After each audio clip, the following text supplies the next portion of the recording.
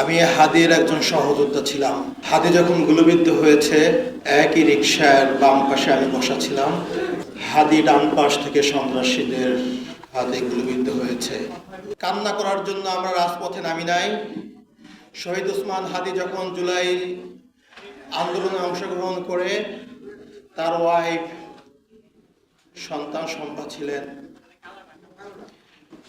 দিনের পর দিন, রাতের পর রাত যখন বাসায় ফিরতে পারেন নাই, আমাদের পরিবারের পক্ষ থেকে তাকে বারবার বলা হতো পরিবারের কথা চিন্তা করতে হবে, নিজের নিরাপত্তার কথা চিন্তা করতে হবে। তার একটাই জবাব ছিল, আমাকে আমার আল্লাহ রক্ষা করবে। আমি যদি চলে যাই, এদেশের 18 কোটি জনতা আমার পরিবারকে দেখে রাখবে। এর চেয়ে বড় নিরাপত্তা আর কাউ দিতে পারবে না। যদি আমি আমার রবের ডাকে সাড়া দিয়ে চলে যাই, আপনি শহীদের ভাই হবেন। আমার মাকে বলেছিল, আমি যদি মা চলে যাই, আপনি শহীদের মা হবেন। এর চেয়ে আর গর্বের কিছু নাই। কিন্তু আমি শহীদের ভাই হতে চাই নাই। আমি চেয়েছিলাম রাজপথে বিপ্লবী ওসমানের পাশে থেকে এই বাংলাদেশকে আধিপত্যবাদ মুক্ত করতে। আমি চেয়েছিলাম ইনসাফের বাংলাদেশ যতদিন পর্যন্ত গঠন না হবে, আমরা রাজপথ ছাড়ব না। কিন্তু আজকে ওসমান চলে গেছেন। আল্লাহ ওকে তার সর্বোচ্চ পুরস্কার দিয়ে নিয়ে গেছেন। শুক্রবারে জুমার নামাজের পরে সে গুলিবিদ্ধ হয়ে পরবর্তী শুক্রবার রাতে সে ইন্তেকাল করেছেন সিঙ্গাপুরে। আমাদের পরিবার, ইনকলাব মঞ্চের ভাই ব্রাদাররা আমরা ঘটনার আকস্মিকতায় ধুমড়ে মুচড়ে গেছি। আমরা এখনো স্বাভাবিক জীবনে ফিরতে পারি নাই। জানি না আমরা স্বাভাবিক জীবনে ফিরতে পারবো কিনা।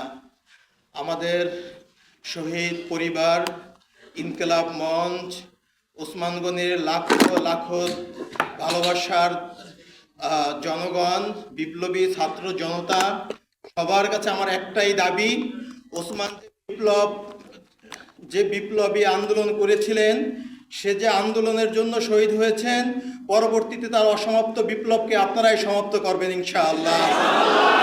আমরা ওসমান হাদির পক্ষ থেকে কোনো পারিবারিক আর্থিক সহযোগিতা চাই না, কোনো অনুদান চাই না।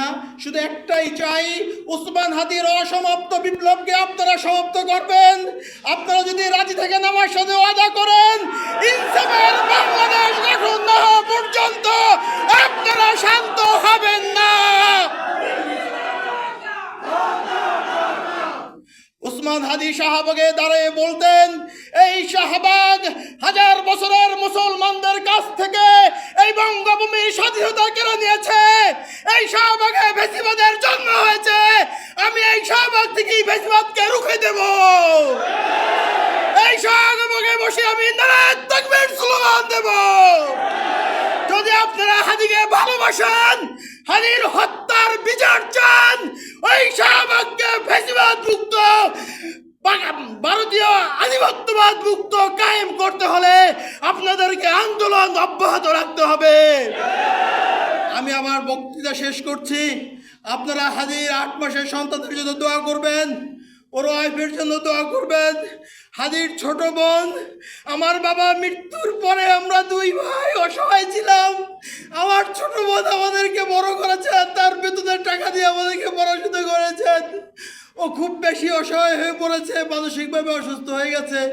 খাস করে ওর জন্য আপনারা দোয়া করবেন।